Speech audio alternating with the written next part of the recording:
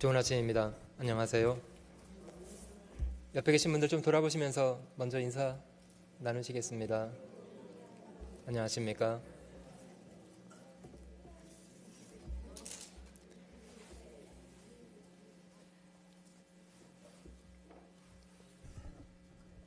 여러분, 저 얼음이 녹으면 뭐가 되게요?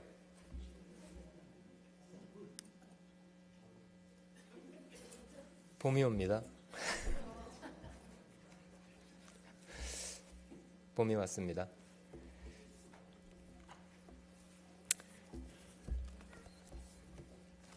저희 먼저 다 함께 신약 성경 골로새서를 함께 찾도록 하겠습니다.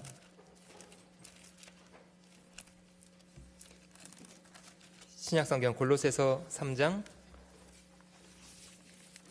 12절로 17절. 골로새서 3장 12절로 17절. 제가 앉아 읽고 여러분들 같이 읽으시는 방법으로 12절로 17절 사이를 천천히 교독하겠습니다. 골로새서 3장 12절로 17절입니다. 그러므로 너희는 하나님의 택하신 거룩하고 사랑하신 자처럼 긍휼과 자비와 겸손과 온유와 오래 참음을 옷 입고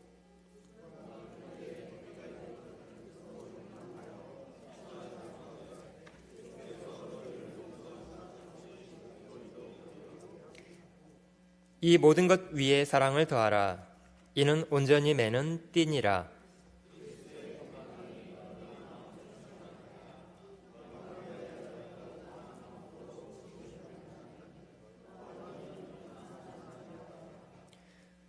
그리스도의 말씀이 너희 속에 풍성히 거하여 모든 지혜로 피차 가르치며 권면하고 시와 찬미와 신령한 노래를 부르며 마음에 감사함으로 하나님을 찬양하고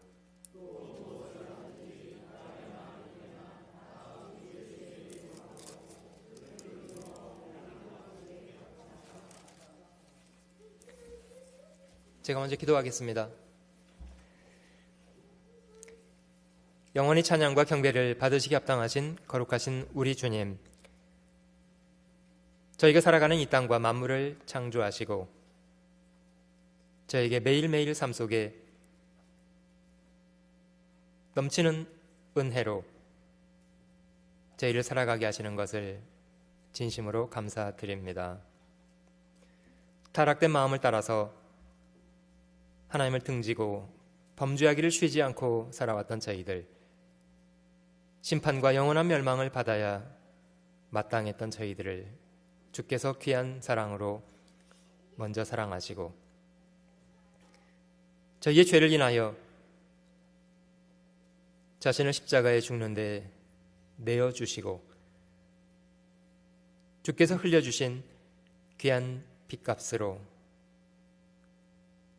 저희의 모든 허물과 죄악을 영원히 도말하여 주시고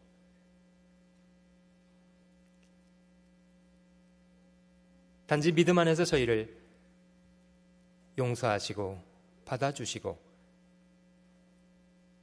하나님의 자녀로 이 땅을 살아갈 수 있는 고귀한 소망을 주신 그 크신 은혜와 사랑 앞에 진심으로 찬양과 경배를 우리 주님께 올립니다. 주님은 저희의 모든 것을 다해 섬김 받으시기 합당하신 분이십니다. 우리가 아무런 자격 없을 때에 주님이 저희를 먼저 섬겨주시고 목숨을 내어주시는 사랑으로 저희를 구원하셨기 때문입니다. 지금도 저희 연약함을 담당하시고 저희 연약한 삶에 동행해 주시며 때마다 도와주시는 것을 감사드립니다. 주님, 이 모든 은혜 앞에 저희가 겸손히 마음을 낮추어 행하게 하시고 저희도 주님 사랑하여 살게 하시고 인간의 헛된 야망을 쫓아 주님 주신 귀한 삶을 어리석게 탕진하여 살지 않게 하시고 오직 주께서 명하시고 선히 여기시는 뜻을 준행하는 것에 잘 순종하며 살아가도록 도와주시기를 원합니다. 이 시간 저희를 또 주님 말씀 앞에 모아주시고 선한 교훈을 베풀어 주시니 감사드립니다. 온유하고 겸손한 마음으로 주님 말씀을 배우게 하시고 저희 삶 속에 견고히 순종하며 주어진 인생 부끄럼 없이 살게 하시기를 간절히 원합니다. 함께하지 못한 형제자매들 어떤 형편, 어떤 처지에 있을지라도 주께서 자비를 더해 주시고 마음을 지켜주시고 더욱 주님 뜻 앞에 부끄럼 없이 행하게 하시기를 기도합니다. 모든 시간을 주님의 자비로우신 손길에만 의지합니다. 언제나 저희를 사랑하시는 구주 예수님의 거룩하신 이름으로 감사하며 기도 올립니다. 아멘.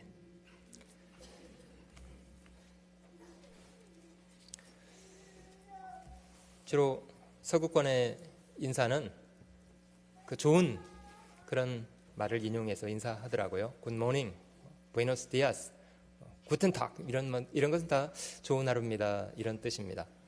한국 사람들은 안녕을 질문합니다. 안녕하십니까? 안녕하신가요? 유대인들은 주로 질문할 때, 인사할 때 샬롬이라는 말로 인사합니다. 이거는 이제 편안하십니까? 이제 이런 질문인데요. 지난 2000년간 어마어마한 박해 속에 살아왔던 사람들로서는 평안한가에 대한 것은 당연히 질문할 수 있는 그런 인사라고 생각이 듭니다. 실제로 여러분들 편안하신가요? 마음 편하게 살고 계십니까? 마음은 지옥입니까? 어떤 분들은 교회 나오시는 이유가 그래도 교회 나오면 마음이 편해요. 정말 죽지 못해 사는 것 같은 그런 분들도 많이 계십니다. 저희 말로는 이제 단어가 여러 가지가 있더라고요. 평강, 화평, 편안, 안녕 여러 가지인데요. 영어 단어는 그냥 peace입니다. peace. peaceful 하십니까? 정말? 저희가 살아가는 세상 전쟁 많고요. 정말 사람이 주체할 수 없는 어려움 속에서 고통 중에 살아가는 많은 사람들 있습니다. 정말 저희가 하나님이 주시기 원하시는 평강 잘 누리면서 살고 있는가, 이걸 오늘 질문해 보려고 합니다. 제가 오늘 설교 제목을 그리스도인의 평강이라는 제목으로 잡았는데요.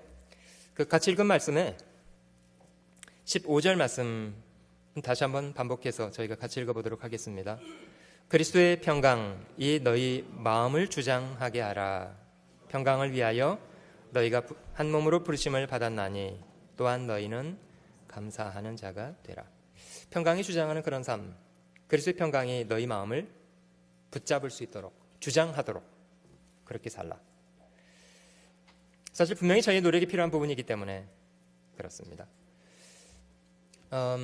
저희 육신의 안녕과도 좀 비교해 보면 공부가 되리라고 생각이 됩니다. 여러분, 사람이 건강을 잃어버리고 병이 나면 왜 사람이 병을 두려워할까요? 병이 나는 걸 두려워하는 이유는 무엇이죠? 사실 병 자체라기보다는요, 병이 끼치는 고통, 그리고 죽음에 대한 두려움, 이런 것 때문이지 않습니까? 사실 병이 나면요, 그 통증 때문에 사람이 병으로부터 자유로워지고 싶어 합니다. 편치 않고요. 여러분, 저희가 신앙적으로도 병이 나면 찾아오는 증상이라는 것이 있는데요. 신앙적으로 병이 나면 평강을 잃어버립니다. 마음의 평강이 사라집니다. 여러분, 평강이 사라지면 그때부터는 불안하고요, 그냥 안절부절하고요, 초조하고, 이런 불편한 그런 상태가 됩니다. 육신적으로도 건강한 상태는 우리에게 주어진 일을 잘 감당할 수도 있고, 그리고 자신보다 연약한 사람들에 대해서 이제 두루두루 살펴볼 수 있는 그런 힘도 있고요. 그런데 사람이 병이 들면 그러면 자기 몸 하나도 간수하는 것이 이제 버거워집니다. 여러분, 신앙적으로 건강한 사람은 두루두루 이제 주변의 사람들이 어떻게 살아가는지 살피고 도와주려고 하고 그렇게 할 수 있습니다만은, 신앙적으로 병이 생기면 그럼 자기도 불편하기 때문에요, 자기 몸 하나 간수하는 것도 이제 그때부터 버거워집니다. 다른 사람을 돌아볼 수 있겠습니까? 어림없는 이야기입니다. 신앙적으로도 건강한 사람이 되는 것은 그래서 저에게 중요한 부분이라고 생각이 됩니다. 하나님이 제 육체와 마음도 이렇게 분리시켜 놓지 않고요, 서로 간에 닮은 점을 많이 담아두신 이유는 그 속에서 주는 교훈이 있기 때문이다, 이렇게 생각됩니다. 실제로 마음이 건강한 사람은 비록 육신적으로는 연약함을 가지고 있고 장애를 가지고 있고 이럴지라도 그런 장애를 잘 극복합니다. 그런데 마음이 병든 사람, 그러면 그 건강한 육체를 가지고 사악을 저지르는 도구로 험악하게 사용합니다.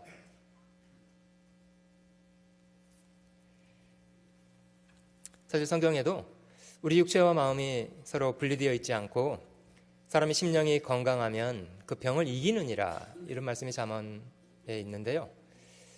정말 마음이 건강하면, 하나님 앞에 건강한 마음을 가지고 살아가면 육체의 병도 극복하고 이길 수가 있고 그렇습니다. 저는 그리스도인들이 평강하게 살아가는 가장 중요한 원칙, 이제 이런 거라고 생각합니다. 이 모든 것은 인간에게서 나는 것들은 분명히 아니고요. 자신을 지으신 하나님을 발견하고 하나님과의 바른 관계로부터 실제로 평강한 삶은 시작된다, 이렇게 생각됩니다. 여러분, 이스라엘 왕 다윗, 역대 가장 부유했던 사람이라고 역사는 기록하고 있는데요. 다윗 왕이 기록했던 대표적인 시편에 이런 글이 있습니다. 아마 암송하시는 분도 많이 계시리라고 생각이 듭니다만은, 여호와는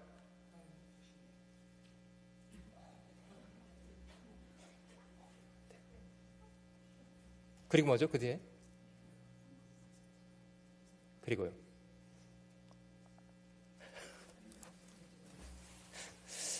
여호와는 나의 목자시니 내가 부족함이 없으리로다, 이렇게 이제 고백했는데요.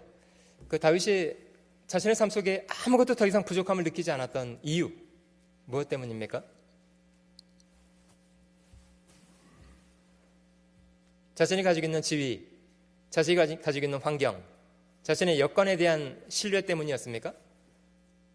내가 왕이기 때문에 나는 아무것도 부족하지 않다, 나는 재산이 많기 때문에 부족하지 않다, 뭐 이런 얘기를 했던 건 아니고요. 하나님과의 바른 관계, 천지를 지으신 여호와가 나의 목자가 되어주셨다, 고로 나는 아무것도 부족하지 않다.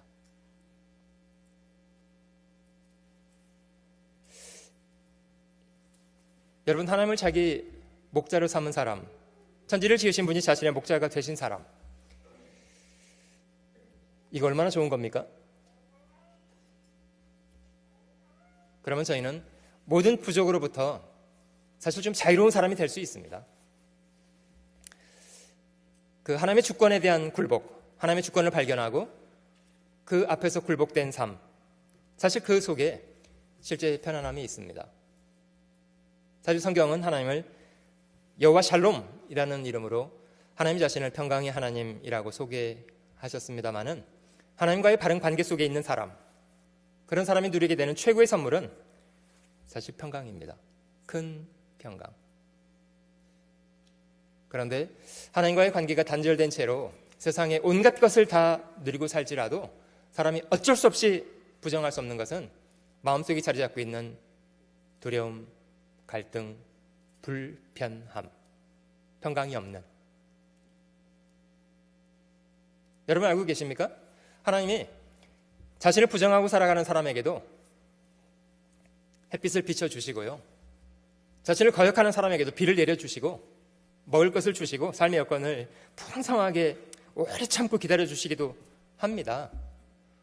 욥이 이야기한 것처럼 어찌하여 악인이 살기도 하고, 악을 저지르면 당장 죽어야 될 것 같은데 악인이 살고 수를 누리기도 하고 세력이 강하고.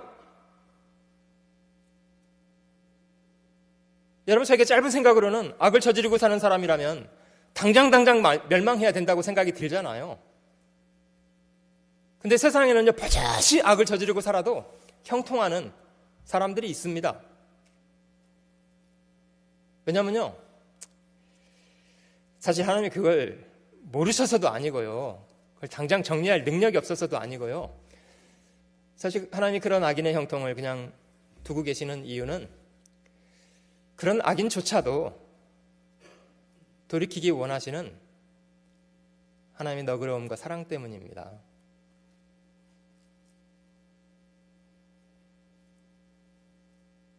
여러분, 저희가 구원받은 이유가요, 하나님이 악인을 당장 벌하시는 그런 조급한 분이셨으면 우리 중에 몇 사람이 구원받을 수 있었겠습니까? 제가 생각해는 없습니다.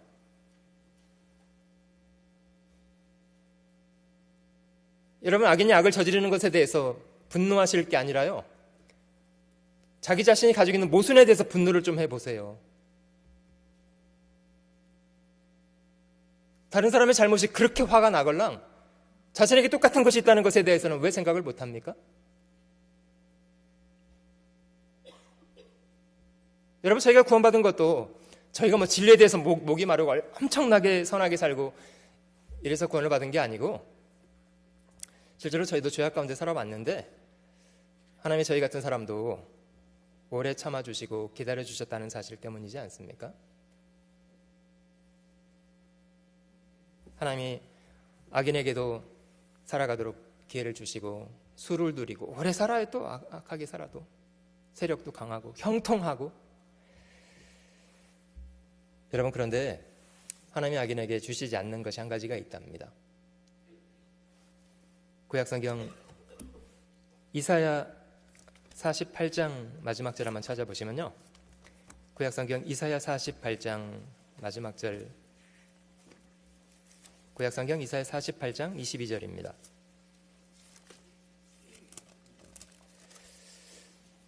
하나님이 악인에게 주시지 않는 것 한 가지가 바로 이것입니다. 48장 22절,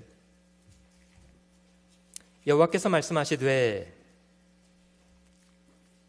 악인에게는 평강이 없다 하셨느니라. 이 말은 하나님이 악인에게 평강을 주시지 않겠다, 이런 뜻입니다. 악인에게는 평강을 주시지 않겠다.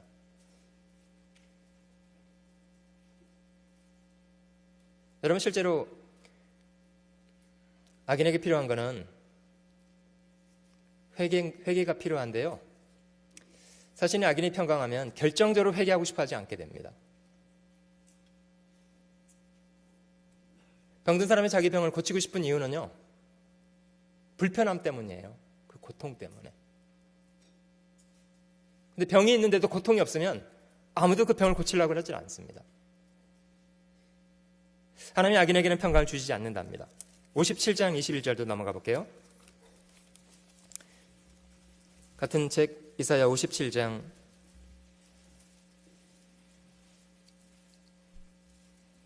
19절 말씀부터 제가 읽어보겠습니다. 입술의 열매를 짓는 나 여호와가 말하노라. 먼데 있는 자에게든지 가까운 데 있는 자에게든지 평강이 있을지어다. 평강이 있을지어다. 내가 그를 고치리라 하셨느니라.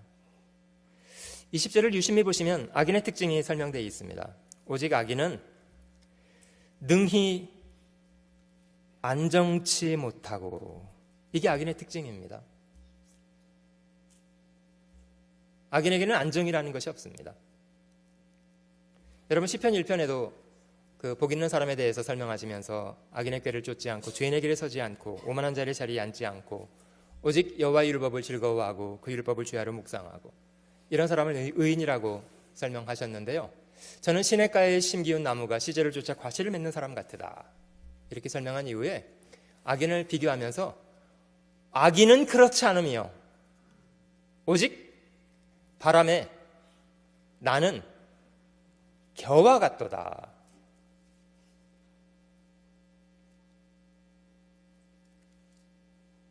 여러분, 농사짓는 농부가요, 알곡 하나 하나에 대해서는 집착을 하겠습니다마는 겨까지 집착합니까? 저 겨를 다 모아야 되는데 이렇게 생각됩니까?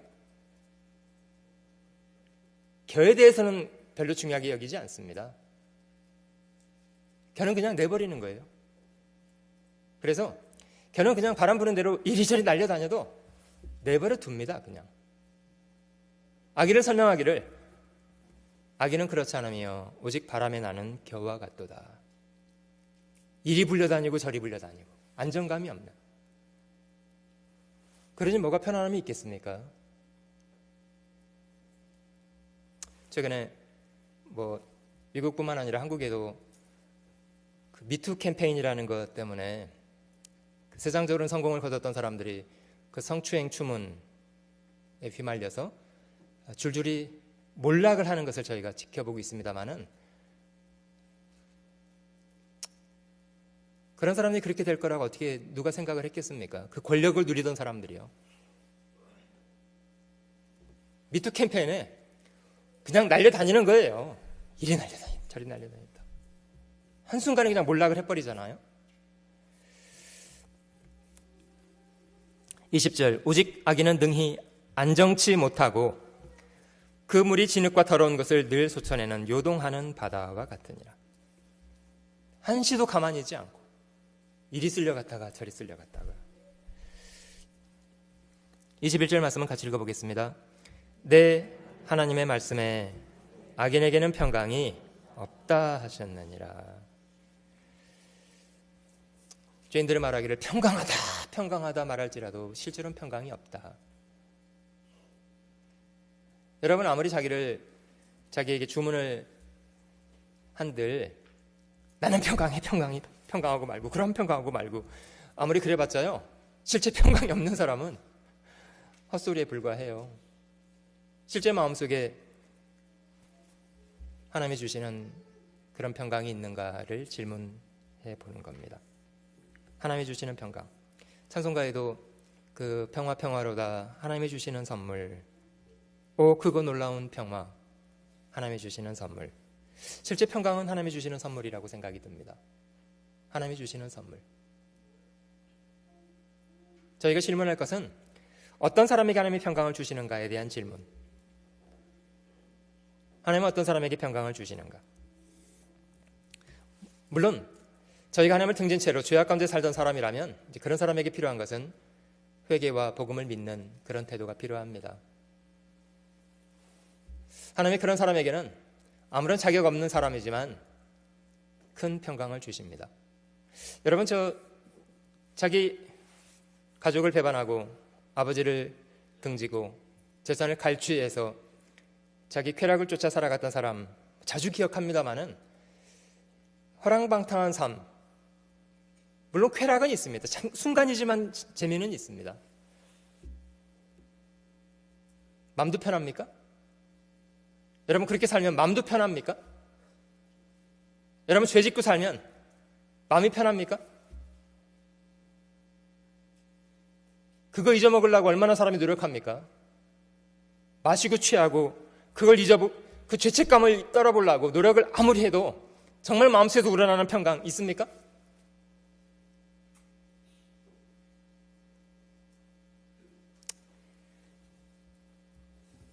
어떤 사람이 평생 도망 다니고 살다가요 뒤늦게 자수해서 재판받고 감옥에 들어갔습니다. 뭐라냐면요 죄값을 받으니까 이제 편안합니다. 그 사람 도망 다닐 때 마음은 얼마나 불편했다는 뜻일까요?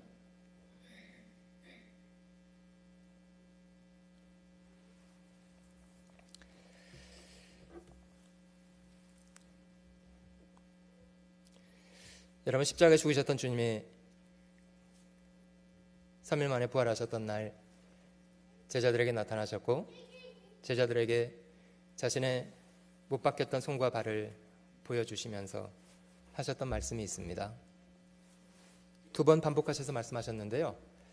너에게 평강이 있을지어다. 너에게 평강이 있을지어다. 자신의 죽음을 그들에게 보여주셨습니다.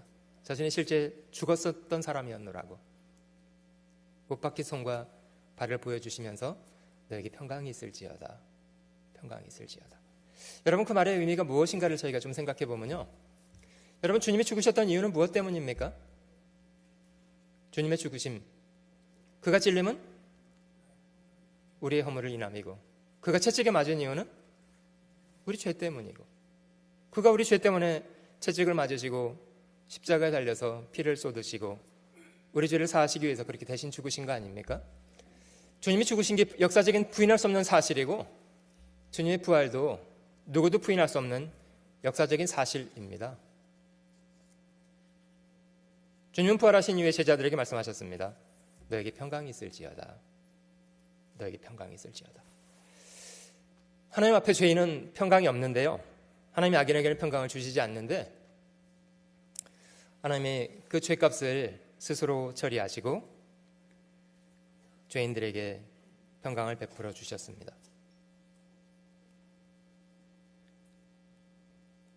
앞에 읽었던 19절 말씀에 먼데 있는 자에게든지 가까운 데 있는 자에게든지 평강이 있을지어다. 평강이 있을지어다. 이건 하나님의 선언입니다. 복음을 통해서 죄인에게 선언하시는 은혜의 복음. 집 나왔던 자식이 쾌락 가운데 정신없이 살 때에 그는 순간적인 쾌락을 가지고 자신의 죄책감을 잊어보려고 노력을 많이 했으리라고 생각합니다. 술 취해 있을 때는 잠깐 잊어버릴 수 있지만 깨면 그만이에요. 더 비참해요, 깨면. 그걸 잊어보겠다고 아무리 애를 써도요, 그걸 극복할 수 없습니다. 여러분, 사람이요, 자신의 불안함에 대해서 극복할 수 있는 방법은 없습니다. 사람의 수고, 사람의 노력으로 그걸 극복할 수 없습니다. 모든 사람이 죽음 앞에 서면 두려운 이유는 자신의 인생에 대한 책임, 자신을 저지른 죄에 대한 책임, 그것과 직면해야 될 시간이 왔기 때문입니다.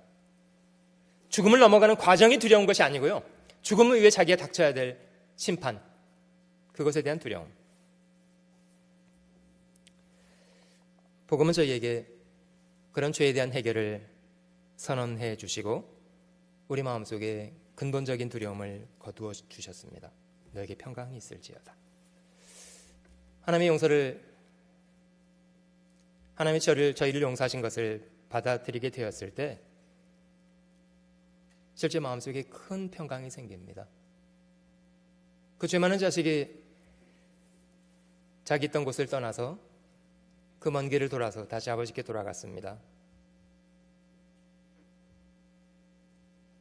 여러분, 그 아버지는 그 자격 없는 자식을 그 죄를 겨우 용서해 주시는 정도로만 받아주셨던 것은 아니고요, 멀리 돌아오는 자식을 아버지가 먼저 보고 달려나갔고요, 아버지는 아무것도 따지지 않고 그 죄 많고 더럽고 냄새나는 자식을 목을 안고 입을 맞추어 주었습니다. 그냥 있는 그대로 받아주었습니다. 그 정도가 아니고요, 자신의 허물을 더 이상 보지 않겠다고 제일 좋은 옷을 자식에게 입혀주고 손에 가락지를 발에 신을 신기고 살찐 송아지를 끌어다가 잡아서 큰 잔치를 베풀어 주었습니다. 여러분, 그 말은, 그 아버지의 뜻은 다시 아들로 인정하겠다, 이런 뜻입니다.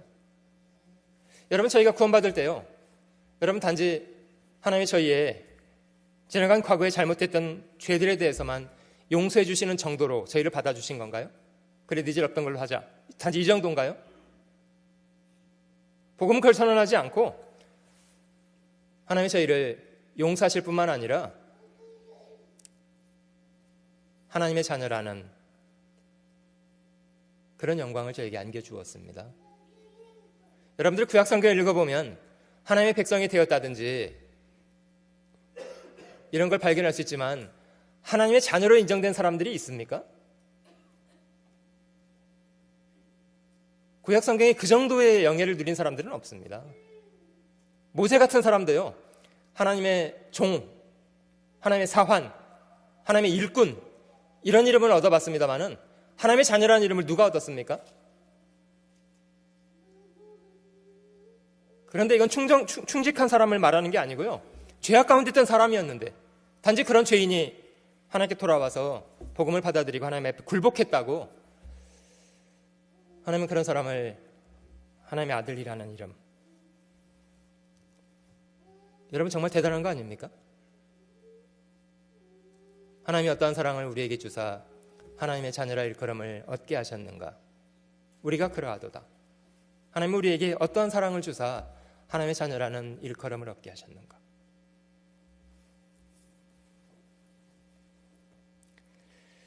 실제로 하나님과 저희는 원래 원수지간이었습니다마는 그리스도의 복음을 통해서 하나님은 화평을 이루어 주었습니다. 골로새서 1장 찾아보겠습니다. 골로새서 1장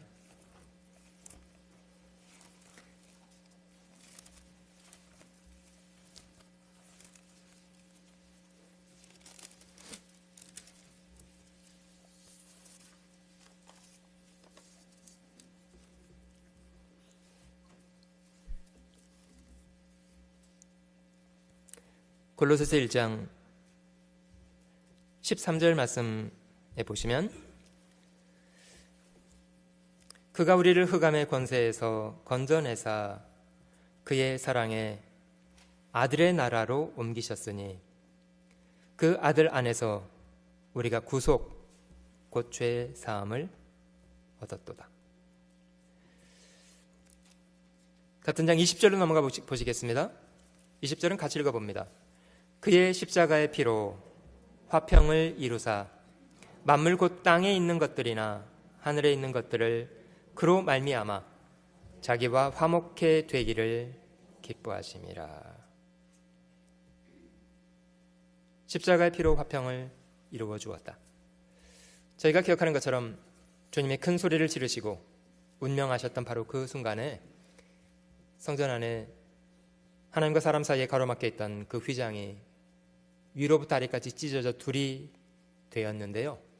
그건 하나님이 죄인을 향해서 십자가의 죽음으로 길을 열어주시는, 모든 죄인을 받아주시겠다고 선언하시는 그런 선언의 표현이셨습니다.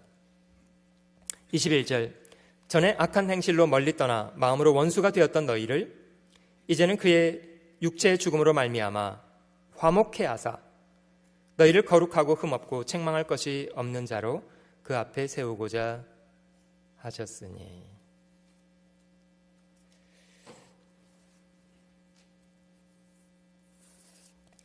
그 죄 많던 아들이 정말 마음속에 평강을 회복할 수 있었던 것은 회개하고 아버지께 돌아왔을 때입니다. 아버지는 그 아들을 있는 대로 받아주었어요. 여러분, 저 아버지께 돌아온 아들이 계속 두려움에 떨었을까요? 내가 그런 죄를 지었는데 이분이 언젠가는 마음을 바꿔서 나를 또 심판하실 거야. 내가 그런 죄를 지었는데 또 기억하시고 날 쫓아낼 거야. 이렇게 두려워할까요? 어떻게 생각하십니까, 여러분? 그 아들이 집에는 돌아왔지만 맨날 아버지 눈치 보면서 저 양반이 또 기분 틀어지면 날 언제든지 쫓아낼 거야. 이렇게 생각하면서 막 맨날 눈치 보고 안절부절하면서 그렇게 살았을 거라고 생각되시는 분?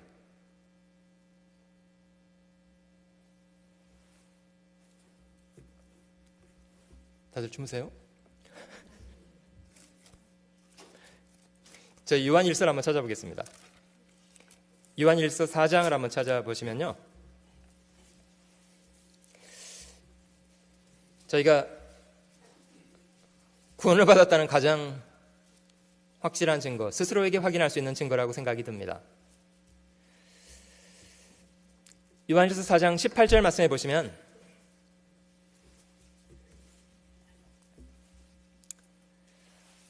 사랑 안에 두려움이 없고 온전한 사랑이 두려움을 내어 쫓나니 두려움에는 형벌이 있습니다. 두려워하는 자는 사랑 안에서 온전히 이루지 못하였느니라. 여러분, 구원받은 사람은 가장 다른 것이요, 심판에 대한 두려움이 없어진다는 겁니다. 아들은 비록 많은 죄를 지었던 사람입니다마는 그가 아버지께 돌아왔고 아버지가 자기를 용서해 주신 용서를 받아들인 이후에는 더 이상 자신의 과오 때문에 두려워하지는 않습니다. 물론 이런 건 두려워할 수 있죠. 혹 자기가 아버지께 누를 끼치는 삶을 또 살게 될 것에 대한 건 두려워할 수 있죠. 그러나 아버지께로 쫓겨날 것에 대한 두려움은 없어졌습니다. 왜냐고요? 자기를 용서하신 아버지의 사랑 때문입니다. 더 이상 두려워하지 않습니다.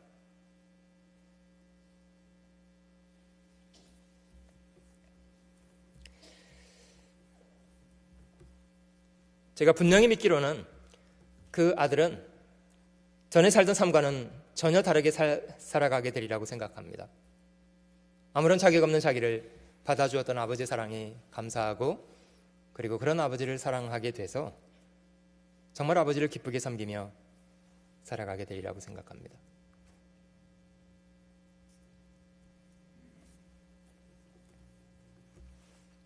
여러분, 그리스도인들이 그런 하나님과의 바른 관계 속에서 남겨진 생애 동안 하나님의 뜻을 잘 순종하고 그 속의 평강을 더욱 누리며 살아가는 것. 이것이 이제 그리스도인들의 신앙생활이라고 생각합니다. 그 평강을 유지한다는 게 참 놀라운 거더라고요. 제가 이제 평강의 의미나 가치에 대해서 조금 생각해 볼 수 있는 어떤 장면을 보게 됐는데요. 아무튼 여러분들 머릿속에도 한번 그려보시면 이 평강하다는 게 얼마나 큰 능력인가를 좀 배우실 수 있으리라고 생각합니다. 그 야생에서 아주 덩치가 큰 코끼리 한 마리가 성이 나가지고요 막 달려오는데 그 앞에 이제 사람이 하나 이렇게 서 있습니다. 제가 보기에도 잠시 후에는 이 코끼리가 그 사람을 뭐 어떻게 해코지 하거나 집어 던질 만한 그런 상황입니다. 코끼리가 성질이 막 대단히 났더라고요. 그래서 이 큰 코끼리가 막 사람을 향해서 달려가고 있는데 참 의아스러운 건요, 이 사람이었습니다. 코끼리가 자기를 향해서 질주해 오고 있는데 여러분 같으면 어떻게 하실 것 같습니까? 예? 이러면서 막 숨을 막 참고 막 이렇게 안절부절 하실 것 같으시잖아요. 근데 그 사람은 그러지가 않더라고요. 그 사람은요, 코끼리가 분명히 오고 있는데 상황은 그런 상황인데도 아주 태연하더라고요. 그리고 그 자리에 끔찍 안 하고 딱 서서 코끼리를 이렇게 딱 주목하고 있더라고요. 그러니까 이제 코끼리가요 막 달려오다가 좀 이게 자기가 기대했던 상황이 아니라고 생각이 들었던 모양이에요. 그래서 막 달려오다가 속도를 막 살짝 줄이더니 숨집 머뭇머뭇해요. 자기도 불안한 모양이야.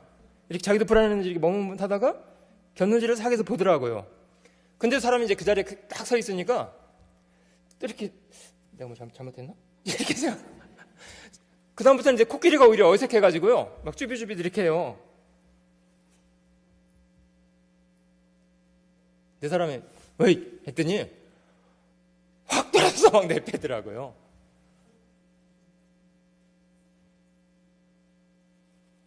그 사람이 누구였냐면요, 그 동물 전문 사육사예요. 동물의 생태를 너무 잘 알고 있었던 거예요. 그래서 이제 등을 보이거나 불안해하면 저게 분명히 해코지 한다는 걸 알고 있는 거예요. 이런 것도 제가 봤는데요, 한 사람이 이제 땅에 엎드려 있고 그렇게 멀지 않은 곳에 덩치가 큰 불곰이 나타났습니다. 다시 한번 질문 드려볼게요. 여러분들 같으면 어떻게 하시겠습니까? 한저 20-30야드 앞에 저 불곰이 나타났다. 그럼 어떻게 하겠습니까?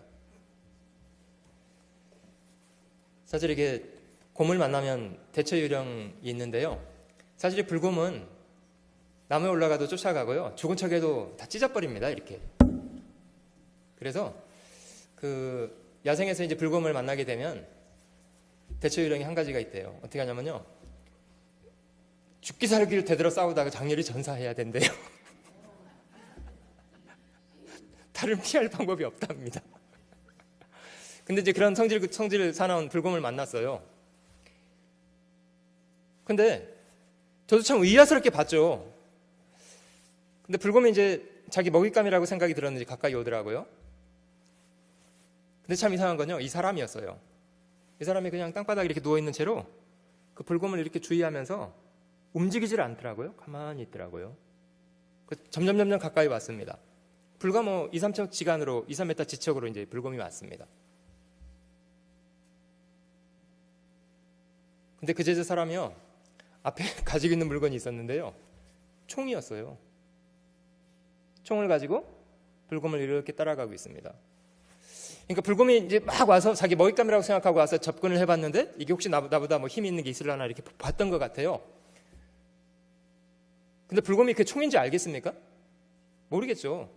근데 뭔가 이게 자기보다 강한 것이 있다는 걸 느낀 것 같아요. 그랬는지 갑자기 겁을 확 집어먹더라고요. 그러더니 불곰이 꼬리를 내리고 확 도망가 버리더라고요. 여러분, 제가 생각하기에 그 사람이 총이 아니고요. 그냥 나무 덩어리를 가지고 있었어도 상황은 똑같았을 것 같아요.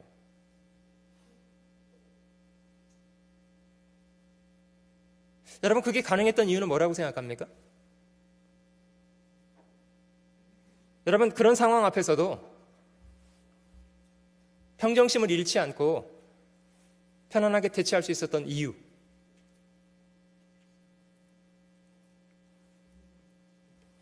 여러분, 저 자신감만 가지고는 어림없습니다. 자신감이라는 게 자기 자신을 믿는 믿음을 말하는 거거든요. 여러분, 저희 자신이 믿을 만한 게 있습니까?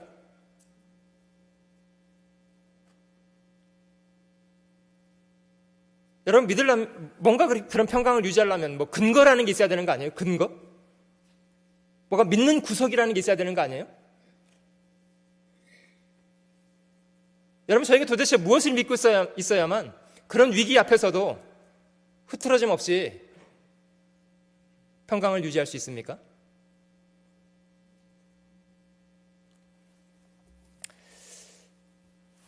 여러분, 주님이 이 땅에 계실 때 주님이 보여주신 몇 가지 태도를 조금만 기억해 볼게요. 주님 제자들과 함께 배를 타고 호수를 건너가시는데 풍랑이 일어났고 배는 거의 잠기게 돼서 이제 죽을 상황 앞에 직면하고 있습니다. 평소에 이제 뱃사람이었던 제자들 있었습니다만은 그들도 이제 죽을 상황이 되니까 굉장히 두려워했습니다. 배에서 물을 막 퍼내다가 사실 혼비백산을 한 거예요. 이제 잠시 후에 다 끝난다고 생각이 드니까 주님을 깨웠는데 주님이 그런 와중에 주무셨다는 것도 참 대단하신 것 같아요. 제자들이 깨우니까 주님이 일어나셔서 아마 일어나시는 즉시 이제 상황 파악을 왜 못하셨겠습니까? 아, 험악하구나. 잘못하면 죽을 수 있겠구나. 근데 주님은 제자들에게 오히려 꾸지람을 하셨습니다. 어찌하여 이렇게 두려워하느냐? 어찌하여 이렇게 두려워하느냐? 제가 제자였으면 그랬을 것 같아요. 보신 몰라요? 보신 모르세요? 주님, 이게 잠이 덜 깨셨나 이분이? 주님 보시면 상황 파악이 안 되십니까? 이게 두려워하지 않은 상황이에요 지금? 죽게 생겼다고요! 이렇게 할 만하죠. 근데 왜 주님은 왜 그걸 꾸지람하셨을까요? 어찌하여 이렇게 두려워하느냐? 너에게 믿음이 없느냐?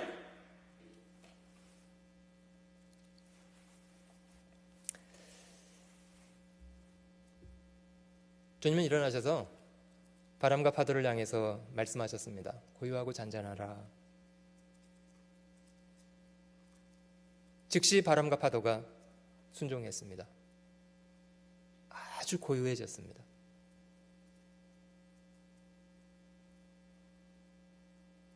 여러분, 저희 삶 속에 그런 분이 같이 계시다는 걸 좀 인식하고 있다면, 풍랑조차도 붙잡고 계시는, 아니 우주를 지으시는데 그까지 풍랑하나 뭐. 여러분, 저희가 두려워해야 될 이유가 있습니까?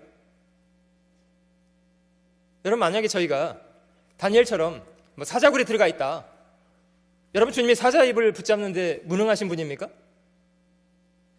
다니엘의 새 친구처럼 불 속에 집어 던져졌다, 불 속에서는 주님이 못 건지시는 분입니까?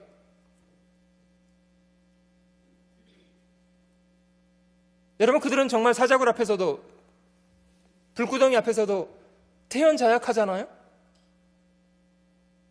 여러분, 그런 평강을 유지할 수 있는 비결이 뭡니까 도대체? 깡이요? 깡? 그냥 막무가내 자신감? 아, 던지란 던져! 뭐 한 번 죽지 두 번 죽어? 이런 거 아닙니다. 그런 사람 불에 집어 던지면요 꼬스라집니다. 그냥 바로 까맣게 돼버립니다.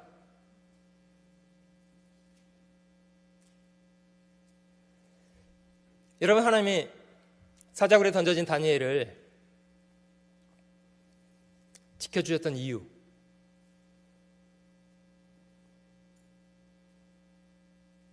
하나님과의 바른 관계 때문이에요. 하나님과의 건강한 관계.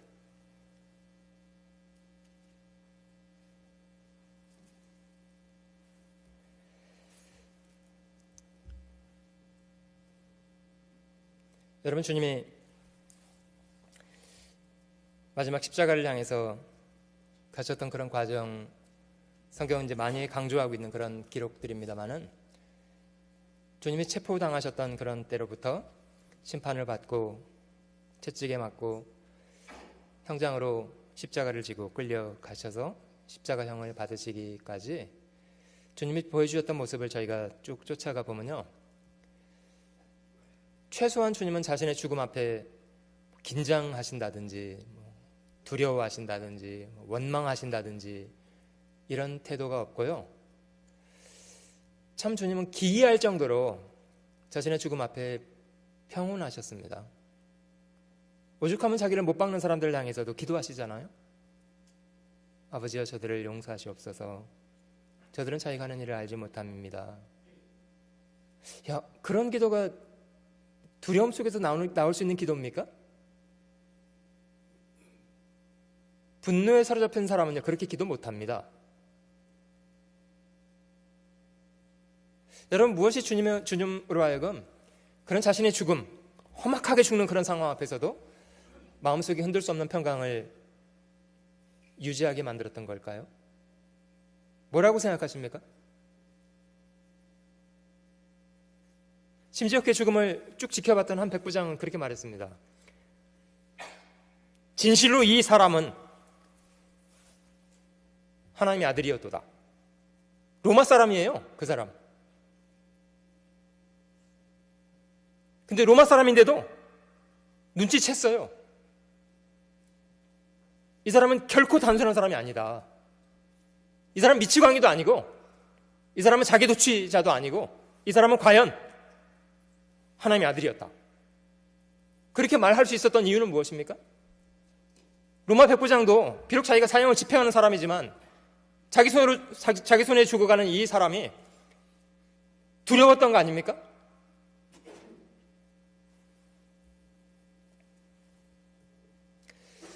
여러분, 그런 평강을 유지할 수 있는 비결은 하나님께 있다고 생각합니다. 그 전날 밤 주님은 3번 기도하셨고, 그 십자가형에 대해서 주님은 다 알고 계셨고, 가능하다면 그 십자가형을 지나가게 해달라고 기도하셨습니다. 하나님 거절하셨습니다. 주님이 기도했던 것처럼 나의 뜻대로 되게 하지 마옵시고 아버지의 뜻대로, 아버지의 뜻은 죽는 거였어요. 여러분, 저희가 하나님이 정하신 자리, 하나님이 하라고 부탁하신 일, 자기 자리를 지키면서 그 일을 감당하고 있다면 평강을 유지할 수 있지 않겠습니까?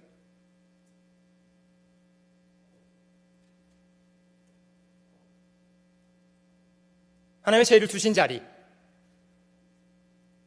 하라고 하신 일을 순종하고 있는 그런 상태, 그런 상태를 건강하게 잘 유지하고 있다면 왜 하나님과의 관계가 불편하겠습니까?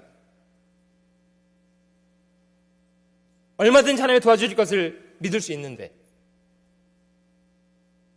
그러면 흔들리지 않습니다. 그런데 하나님이 나에게 부탁하신 자리에서 이탈해 있고, 하라는 것도 하지 않고 불순종 가운데 있고, 어떻게 평강할 수 있습니까? 그런 상태가 돼서. 평강하다고 100번 소리 질러도 실제는 평강이 없는데,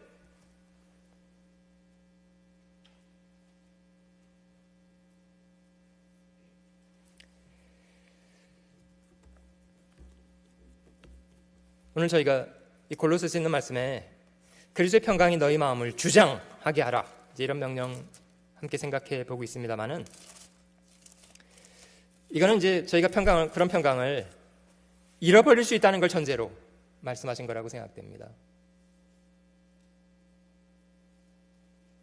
저희가 자신의 자리를 이탈하거나 불순종하는 삶을 살아가게 되면, 여러분, 사람이 병이 들면 편안함이 없어지는 거예요.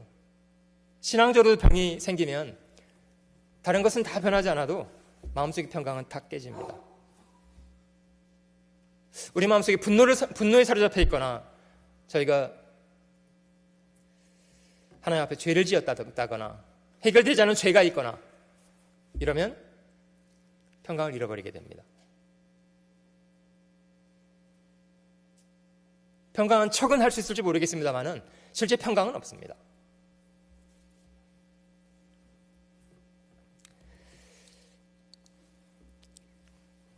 그리스도의 평강이 너희 마음을 주장하게 하라. 평강이 저희 마음을 지배할 수 있는 그런 쪽으로 마음을 들이고 순종하는 것을 배워야 된다고 생각합니다. 여러분, 저희가 마음속에 죄를 받아들이면 죄는 어쩔 수 없이 저희 마음속에 어둠을 갖고 오고 그리고 하나님과의 교제를 무력하게 만들고요. 결과적으로 평강을 잃어버린 채로 살게 되는 것 같아요. 그게 죄의 파괴력이라고 생각합니다. 우리가 마음속에 죄를 받아들이면, 죄가 들어오면, 로마서 8장에도 저희가 그런 육체를 가지고 삽니다마는 육신의 생각은 사망이요, 영의 생각은 생명과 평안. 저희도 마음속에 두 가지가 싸웁니다. 하나님께서 원하시는 걸 순종해야 된다는 그런 열망도 있고요, 반대로 육체는 그걸 또 싫어하고요. 그럼 이제 하나님께서 원하시는 쪽으로 선택하면, 그러면 몸은 고단하지만 주님이 주시는 평강이 있어요. 근데 반대로 육체가 원하는 걸 쪽으로 자꾸 결정하고 하려고 하면 몸은 편하지만 마음은 불편해요.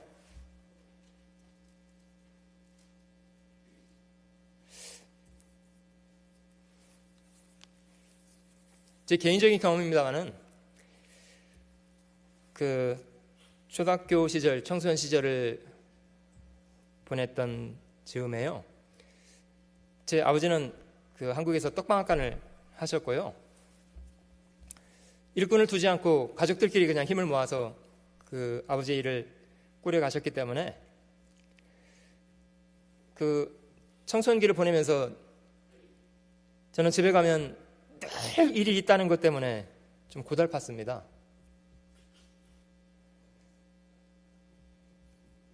제 친구 보니까 다 놀러 다니고요. 그것도 너무 억울하고요. 근데 아무튼 아버지는 저희 도움을 많이 필요로 하셨고요, 그걸 다 따라서 순종하는 것은 그렇게 수월한 것만은 아니었고요. 어떤 때는 그 새벽에 일찍 일어나서부터 일을 해야 되고, 배달 다니고 보이랑 운전하고 이런 거 고단했습니다만은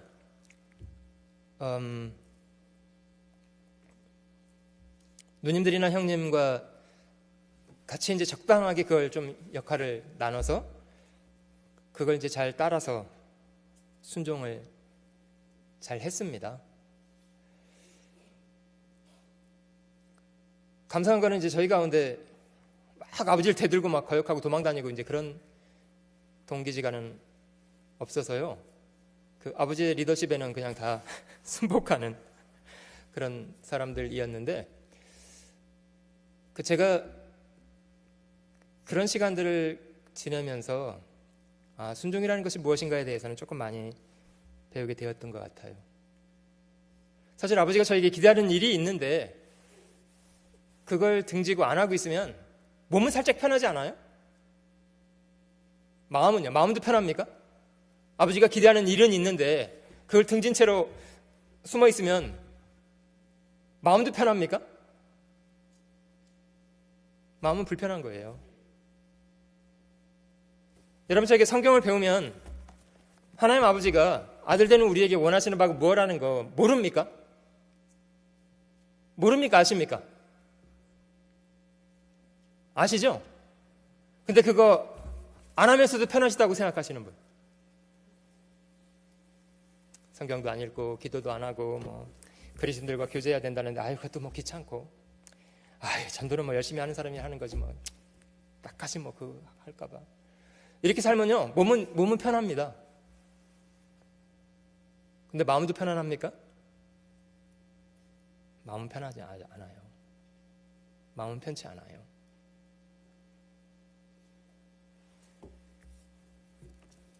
우리가 죄로부터 자신을 지켜야 될 뿐만 아니라요, 순종하는 것을 잘 배우는 것이 저희 마음속에 평강을 누리며 살게 하는 원칙이 됩니다.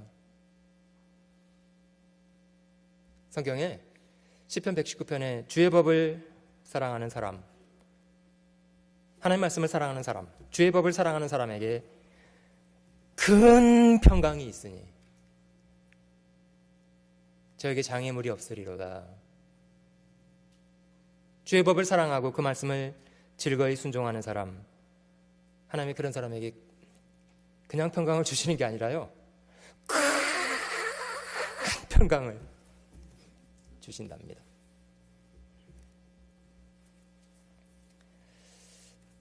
물론 저희가 저희 능력만 가지고 순종할 수 있는 것은 분명히 아닙니다만은 주님 앞에 더 마음을 드리고 도움을 청하고 능력을 구하고 주님을 더 매달리고 붙잡으면 주님이 더 평강을 주십니다. 그 마태복음 11장에 주님이 그런 말씀하셨는데요. 수고하고 무거운 짐진 자들아, 물론 우리가 죄짐을 짓는 걸 포함해서 말씀하시는 겁니다. 수고하고 무거운 짐진 자들아, 뭐죠? 다 내게로 오라. 내가 너희를 쉬게 하리라.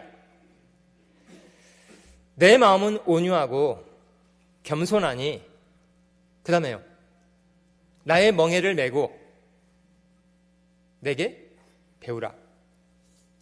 그리하면 너희 마음에 쉼을 얻으리니.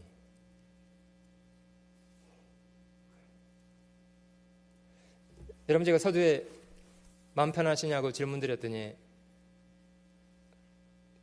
그렇다고 답변하는 분들이 많이 안 계시더군요.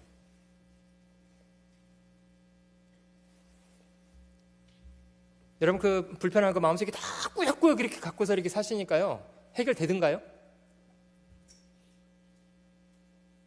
그 몇 년째 그냥 안고 사시죠?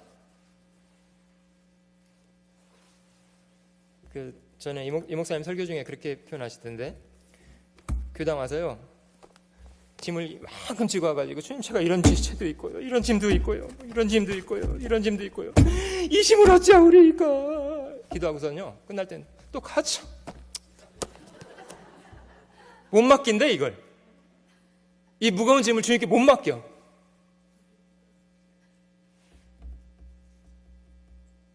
그러니 그 무거운 짐을 지고요, 그 죄짐을 평생 지고 내려놨다가 들고 왔다가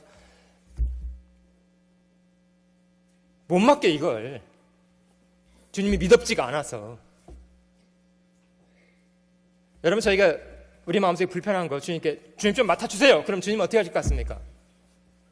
야, 그건 네 건데 네가 좀 해봐. 이렇게 하실 것 같습니까? 주님 말만 하시는 거예요? 수고하고 무거운 짐진 다 내게로 오라. 말만 하시는 거예요? 실제로 져주진 않으면서? 아니요. 날마다 우리 짐을 지고 계세요, 실제로. 그냥 훅 맡겨놓으면 자기는 편하게. 여러분이 편하다는 게 육신이 그 책임 없이 그냥 무책임하게 사는 걸 말하는 게 아닙니다. 그런 걸 말하는 게 아닙니다. 여러분, 성경은 어느 때도요, 그리스도인들한테 육신적인 안락이나 편안함을 약속하지 않아요. 육신적으로 고단하게 사는 거예요. 책임감 있게 산다는 게 쉽지 않은 겁니다. 인간 노릇하는 게 쉽지 않아요. 여러분, 그러나 주님이 저에게 부탁하신 일을 배우고 순종하는 삶 속에 마음으로 누리는 평강이 있습니다. 내가 너에게 주는 평강은 세상이 주는 것과 같지 않다.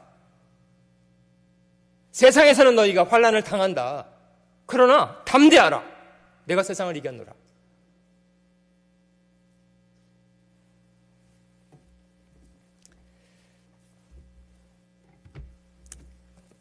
빌립보서 성경도 하나 찾아보겠습니다. 빌립보서 4장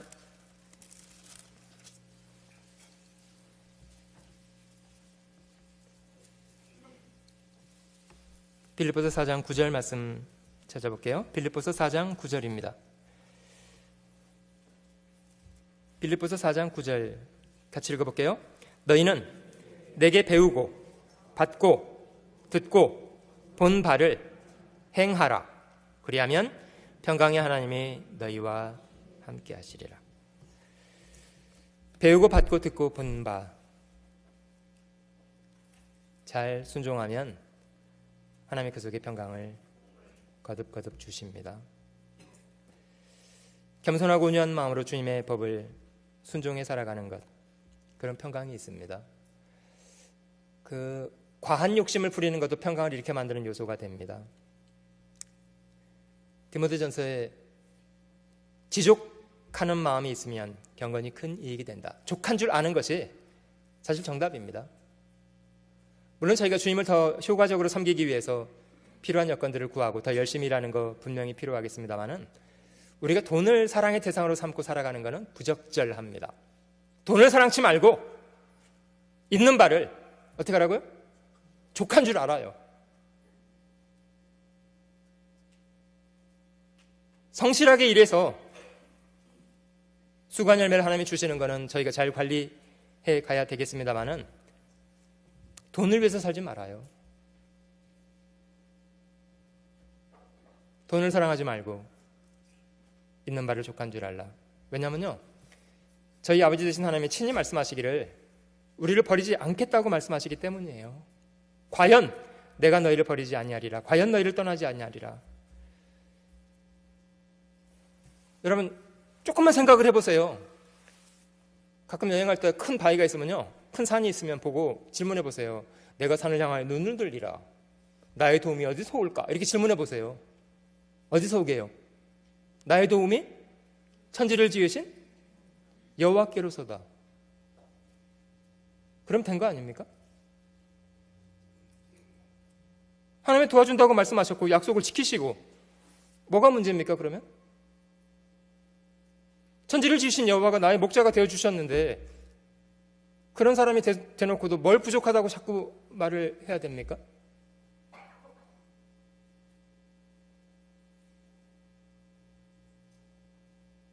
그걸 잃어버린 채로 사니까 너무 저희가 좀 비굴하게 사는 거 아니에요?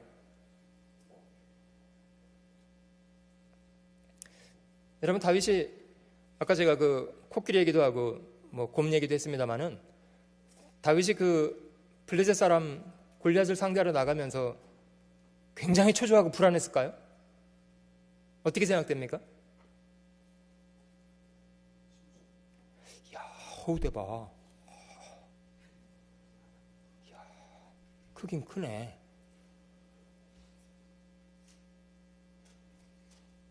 물론 눈으로 보기에는요 험악하게 생겼을 것 같아요, 골리앗이. 그런데 자기 배후에 하나님이 계시다는 사실이 분명한데 주는 나를 돕는 자시다. 내가 무엇을 두려워하리요? 우리가 눈에 보는 것으로 너무 두려움에 빠지면요 하나님이 별로 안 좋아하십니다. 그거.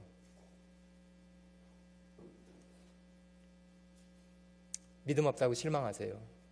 네가 너 눈에 보는 걸 전부라고 생각하는구나. 내가 네 배후에 있는 걸 너 잊어먹고 있구나.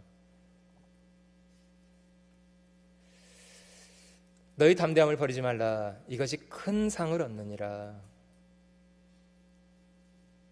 여러분 의인의 특징과 악인의 특징은요, 악인은 정함이 없다는 게 특징이고요, 의인은 견고하다는 게 특징입니다. 크게 요동하지 않는다는 게 특징이에요. 바람이 불면 나무는 흔들려요. 뿌리 깊은 나무는 조금 흔들리다 말아요. 뿌리 얕은 나무는 나가 자빠집니다.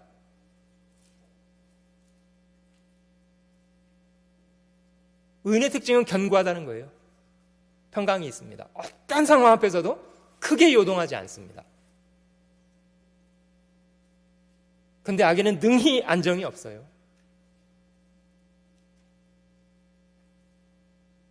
이리 불려갔다가 저리 불려갔다가. 악인은 안정이 없습니다. 하나님 말씀하시기를 주께서 심지가 견고한 사람, 마음의 뿌리를 하나님께 깊이 내리고 살아가는 사람에게는 평강의 평강으로 지켜주신답니다. 결국 저희는 누구에게 기댈 거냐가 저희 마음의 평강을 결정합니다. 여러분 저 주님의 산상수훈의 교훈 가운데도 두 건축자를 비교한 말씀이 있는데요. 한 사람은 모래 위에 집을 짓고 한 사람은 반석 위에 집을 지었잖아요. 여러분, 이 집이 지어지는 이 밑에 있는 부분은요, 사람의 눈에 잘 안 보입니다. 한 사람은 모래 위에, 한 사람은 반석 위에. 겉으로 보기에는 이 집이나 겉으로 보여지는 집은 비슷하게 보일 수 있습니다. 자, 근데 언제 이제 이 두 집이 다르다는 걸 저희가 확인할 수 있냐면요, 비가 내리고 바람이 불고 창수가 나면 이 모래 위에 서 있는 집은요, 자기는 견디고 싶지만 견딜 수 있습니까? 없습니까? 못 견뎌요. 왜냐? 반석이 아니에요, 바닥이. 견디고 싶어서 막 애를 쓰는데도 뭐 견딜 힘이 있어야지 견디죠. 평강하고 싶어요. 근데 평강이 없는데? 근데 반석에 있는 집은요, 집을 잘 져서가 아니에요. 자리를 잘 잡았기 때문이에요. 그리스도라는 반석에 서 있는 집은 요동하지 않아요. 흔들리지 않아요. 평강해요. 왜냐하면 그리스도 안에 있기 때문에, 그리스도 위에 서 있기 때문에요.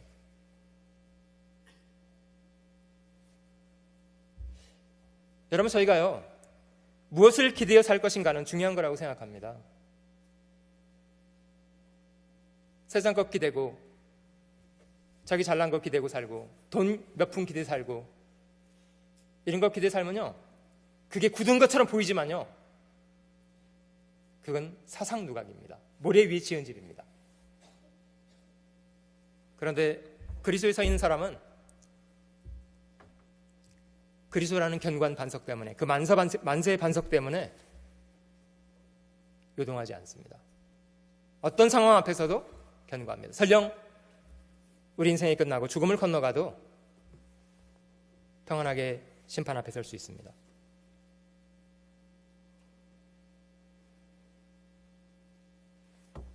여러분, 저희가 그리스도인으로서 이런 평강을 유지하고 산다는 것은 참 중요한 거라고 생각합니다.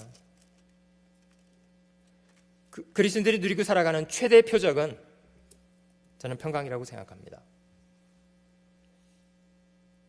우리가 그런 평강을 잘 지키면서 살아가면 우리 주변에 평강 없이 살아가는 사람들에게요, 빛이 확 비춰집니다.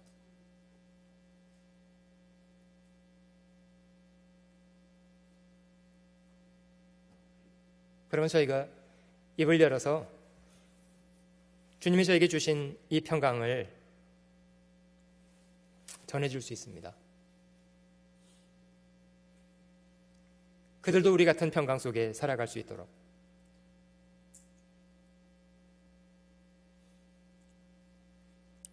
그것이 가장 힘 있는 전도라고 생각됩니다. 골로새 3장 한번 돌아가 볼게요. 골로새 3장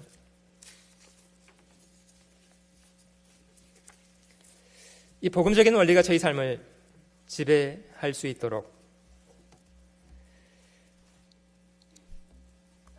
골로새 3장 12절부터 제가 길지 않으니까 다시 한번 읽어보겠습니다. 그러므로 너희는 하나님의 택하신 거룩하고 사랑하신 자처럼 긍휼과 자비와 겸손과 온유와 오래 참음을 옷 입고 누가 네게 혐의가 있거든 서로 용납하여 피차 용서하되 주께서 너희를 용서하신 것과 같이 너희도 그리하고 이 모든 것 위에 사랑을 더하라. 이는 온전하게 매는 띠니라.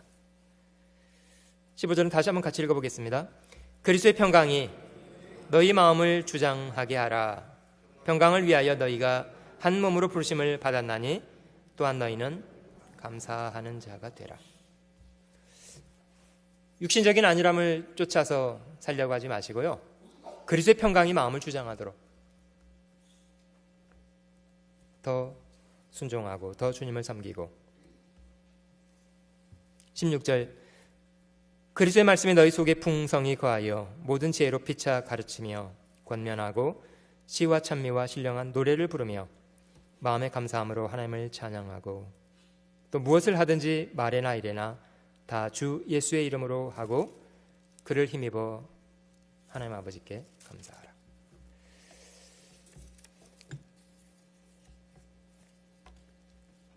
누구도 흔들 수 없는 하나님이 주시는 이런 귀한 평강을 잘 유지하면서 또 평강을 다른 사람들에게 힘껏 전하면서 살아가는 사람들 되시면 좋겠습니다.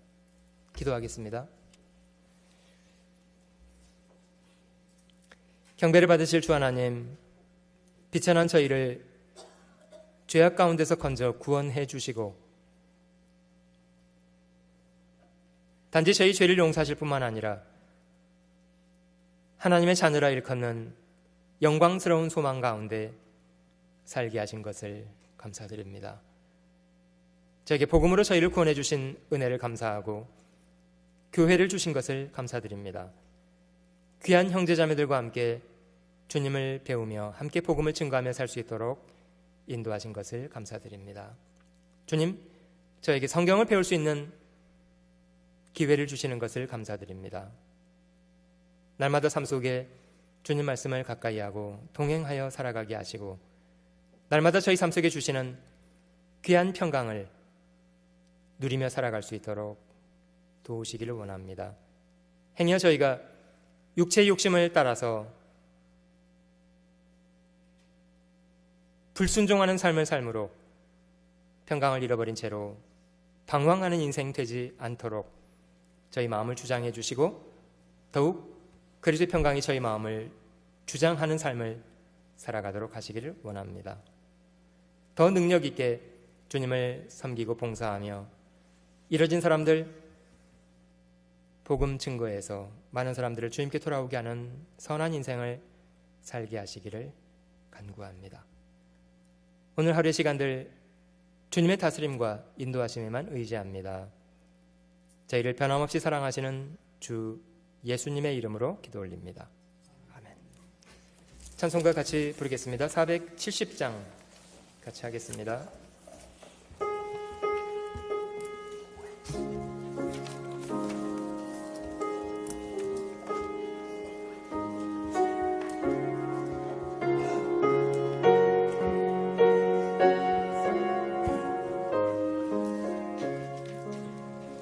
내 평생에 가는 길 숨 달아요.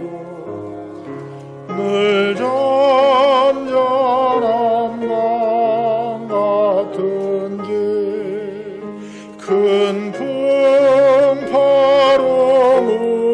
무섭고 어렵든지 나의 영혼은 늘 편하다. 내 영혼 평안해. 내 영혼 편안해. 저마귀는 우리를 삼키려고 입 벌리고 달려와도 주 예수는 우리의 대장되니 끝내 싸워서야 이기겠네. 내 영혼